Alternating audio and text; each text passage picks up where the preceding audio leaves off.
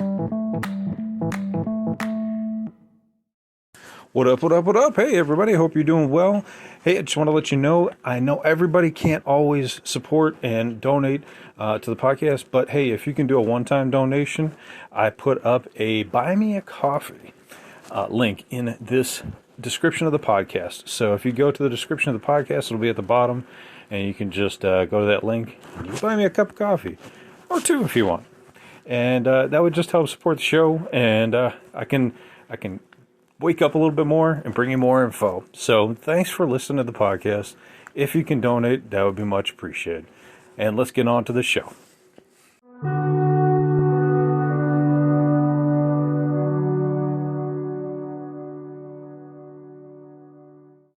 What up, what up, what up? Welcome back to Lockdown Universe, some of the bizarre, peculiar, and unheard of stories of UFO legend and lore. Welcome back. Happy to be back. Hopefully you guys are having a fine day, enjoying yourself. Hopefully it's sunny and nice wherever you are.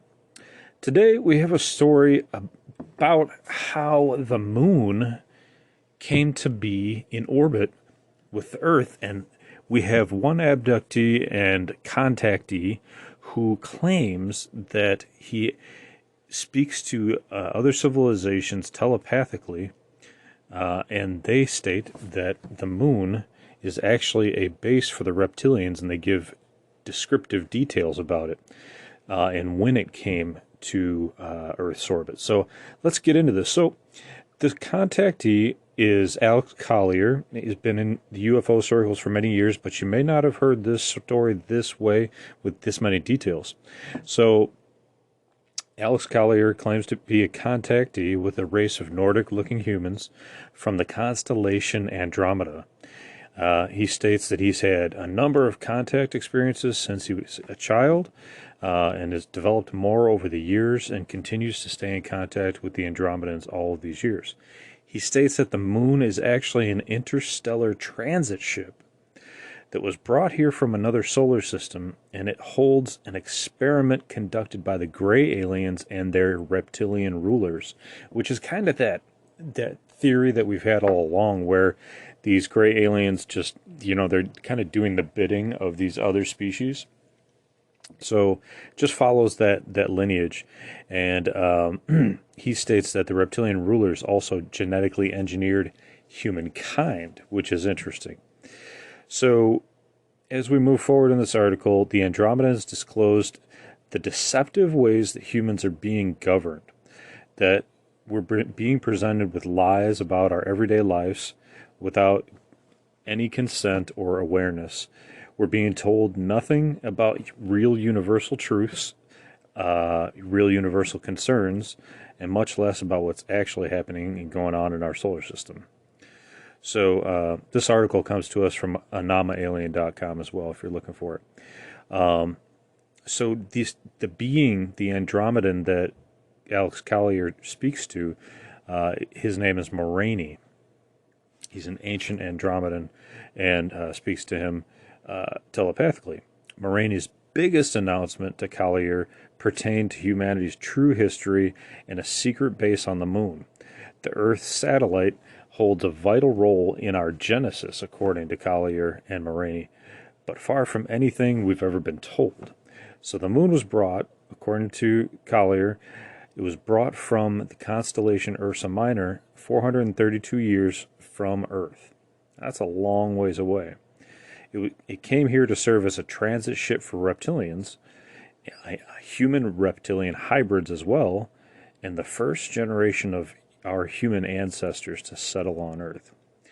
Which is really interesting because this story is indicating that our gods, our creators, were the reptilians, but it seems that we've had kind of this back and forth negative encountership with reptilians ever since time immemorial, right? The serpent in the Garden of Eden in the Bible is a serpent, is a snake, and ever since then we've had this off-put emotional detraction from reptilians. Yet here in this story, Collier and Morani are stating that they are our creators. So Moraine also revealed that the moon once orbited the 17th planet of the Chauta system, which is the home of the Andromedans. And what we see today of the moon is actually the remnants of a 6.2 billion years old cosmic vestige called the Maldek, a remembrance of a long forgotten war between the tyrannical gray aliens of the Orion Empire. Now, this kind of makes sense that it's a vestige of an old alien ship, because what have we heard of recently? We've heard of it starting to have rust, that it started to rust, and that it was Earth's fault. I mean, it was like the most ridiculous story I've ever heard. It's Earth's fault that the moon is rusting. Really? Really? How is that even possible? Are we shooting up iron oxide up there? We're shooting up water. We're leaving it out when it's raining up on the moon. Come on, guys. Give us a freaking break here, okay? So we just know that's a bunch of horse crap. It's what we've been fed. It's a bunch of lies.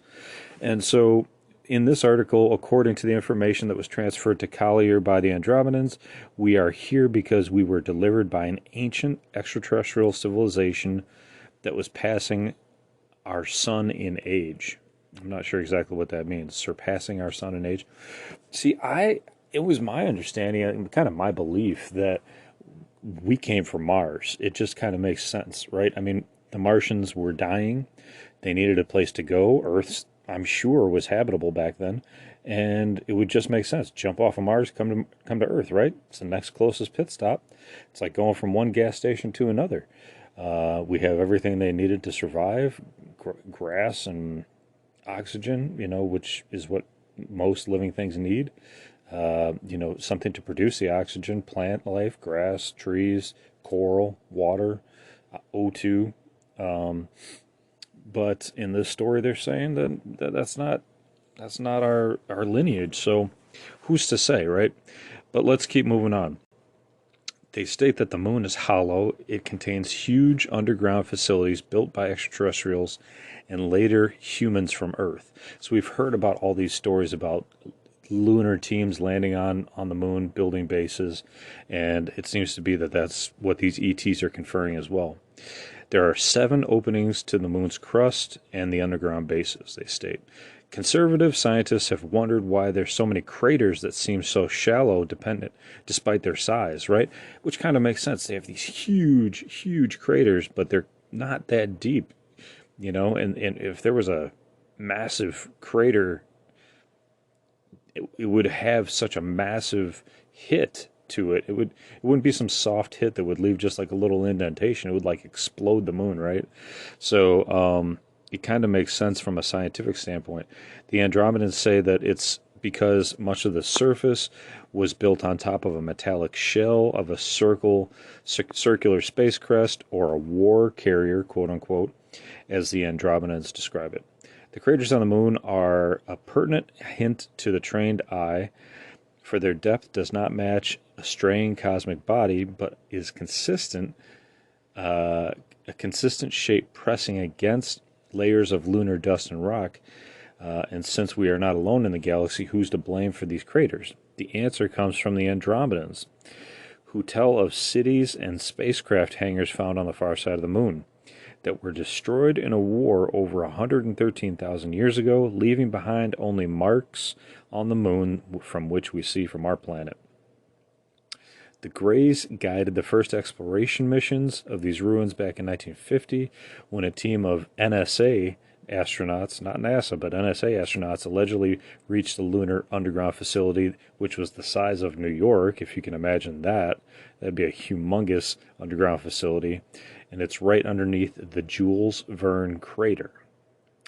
So inside this facility, they discovered the remains of a violent battle, seeing pieces of reptilian bodies spread all over the place. So, there must have been some massive battle on the inside.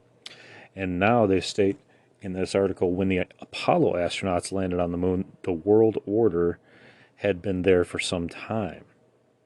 This knowledge and the technology was withheld from the lower levels of NASA and our military. NASA had been used as a blind to keep people from truly knowing what was going on there. The astronauts were silenced under threats and remain so to this very day, except for is it Buzz? I think Buzz. Yeah, he's like the badass. He talks about stuff, and he talks about it in a way that doesn't necessarily divulge everything, but he basically says they're up there. You know, he's telling us that there's aliens up there. He's not giving us the details, so he's kind of staying true to his, you know, secrecy, but he's still kind of violating it at the same time. So it's kind of interesting there. But since that point, since the NASA landing in 69, the world government maintained a lunar population program starting with 36,000 hand-picked people, and the colony now is estimated to reach about 600,000 people in the near future. So this is really interesting. So they're basically building like a civilization, kind of like what Alex Jones talks about a lot is like a breakaway civilization. You know, the ultra rich that are able to put their money into these programs, build these ships that can take off, they can utilize the technology that's been, you know, hidden away from the mass populace, and take off and go create another civilization on the moon, away from, you know, crazy humans. You know, they can go create their own utopia up there. What was that Matt Damon movie where there was like another planet up in the sky? I have to take a look and see if I can find it. But there was another planet, and it was where everybody wanted to go live, but nobody could afford it. And okay, yeah, it was Elysium. And man, that was a great movie. You know, it was ultra rich living on this other planet, and they had like all this military that could, you know, detract anybody trying to get up there. They had like these living pods that could heal any illness, any broken bone, anything within a matter of minutes. Meanwhile, the rest of us poor folk were down here on Earth slaving away in these factories that were run by these ultra rich people, and people were really living in slums. So it's really, really interesting, really fascinating. Check that one out if you get a chance. But let's get back to the article here. So apparently the masters of the entire operation up there are the Greys, but they rarely interfere directly and rather send their messages through a group called the Black Monks. Now, who are the Black Monks? They were originally human. The Black Monks have been drastically modified to serve the Greys' needs and can no longer be considered Earth humans, according to the article. One step back in the hierarchy are a group called the Blue Moon, who serve the Black Monks, who are comprised of American, British, Russian, and French representatives. Now, this is really interesting because it's falling in line with a lot of these stories where guys like Jonathan Waygandt in my first podcast talked about entering these secret military bases where they were tracking UFOs, and all these different military members from different countries were working under the same roof, which would never happen anywhere else. Militaries don't work together from other countries. You do have the UN, but they don't have bases where multiple members are working together. Not like this, not in secret, okay? And especially not monitoring UFOs, okay? So many other military members have talked about this. They've talked about entering these secret bases where multiple countries are working together. And now if that's the case, then that is Blue Moon. That's Blue Moon. Those people who don't serve underneath the U.S. Constitution, and they basically state that they don't have to, they don't report to the U.S. Constitution. They don't report to any other hierarchy on planet Earth.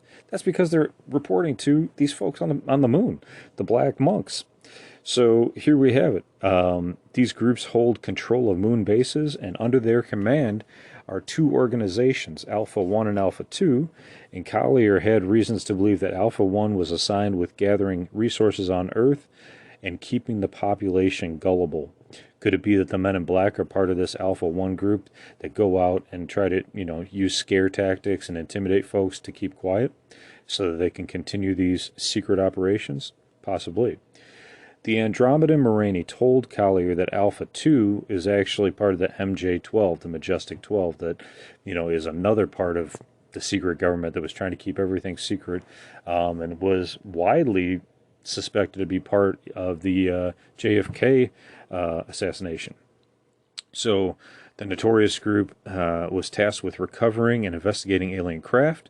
If this is true, the organization we believe to be in charge of these covert operations is actually at the bottom of the ladder, and this ladder runs much higher than we previously anticipated. So here we have we have a lot of groups in this. We have these grays that are reporting to the reptilians, and underneath that is a hierarchy stepladder called Blue Moon, who report to the Black Monks. And Blue Moon is operated by folks of our own government: American, British, Russian, French, and in many cases we've heard the Chinese government has had their own military members at a lot of these bases as well. Jonathan Weygandt referenced that he was down in Peru and saw Chinese military, French military, Canadian military, obviously U.S. military, so on and so forth, British. So, and they're all there monitoring the skies. They're monitoring these crashes. They're picking up these crashes, and they're they're retrieving these crashed ships. And it's just bizarre folks that end up being at these crash sites, like the Department of Energy. Why the hell are they there? Well, probably because the Department of Energy has all these different kinds of tech that they're utilizing in some of these crafts, or they're going to try to take these crafts and go create new kinds of energy production units and technology. So there's lots of pieces involved, and obviously we see there's much more hierarchy than we ever really truly imagined. So there's a lot to kind of piece up or take apart in this article. We can rip it apart and discuss it, but I think you guys get the drift. I mean, this is the only article that really calls out these groups by name: Blue Monk and Blue Moon. And that's fascinating to me because this is like the first I've heard of it. I've heard Alex Collier's speeches since back in the 90s. He used to give speeches in the 80s, and they were recorded on like VHS and then put on YouTube in the early days of YouTube. I think when it was, oh God, what was it? It was run before YouTube was YouTube. It was like Google videos or some other kind of videos. So and they were on that site, and then Google bought it. So we have the Black Monks and the Blue Moon. Sorry, I think I misspoke earlier. So there's the Black Monks, and then the Blue Moon are the humans that are on Earth, and the Black Monks are the non-humans that used to be humans on the moon. So guys, a lot to unpack here, a lot of information. What do you think? I mean, could this be substantiated? Tough to substantiate it. How do you substantiate a lot of these stories? Either by witness testimony, or by documents, or by multiple folks seeing the same thing. Well, if it's by multiple individuals seeing the same thing that creates our reality, or that is how reality is defined, then we have many witnesses to many different countries working together underneath the same roof, tracking these ships on Earth, and we have multiple different sources telling us about outbound officers, such as Gary McKinnon, who hacked into NASA and found that there were ships that were outbound, off-world, non-terrestrial, quote-unquote, ships with non-terrestrial officers on them. Could those non-terrestrial officers be the Black Monks, the supposed non-humans that used to be humans? Would be very interesting, wouldn't it? They might have still human-like names, or we could have given them human-like names just to put down on the spreadsheet, just in case it did happen to get hacked. It's really fascinating, man. A lot of these stories start to fill in the holes and the gaps, and then it starts to become less conspiracy theory and more conspiracy fact. Guys, stay tuned. It seems like we're coming to a head with a lot of information, and it seems like we're getting more and more information that's filling in these missing pieces of the puzzle. So hopefully you enjoyed this podcast. Hopefully you guys are taking care of your physical health, your spiritual health, your emotional health, following through on your hobbies and your goals and your dreams, and as always, continuing to question the universe. Until next time, guys, keep your eyes up on the skies, and Lockdown Universe is out.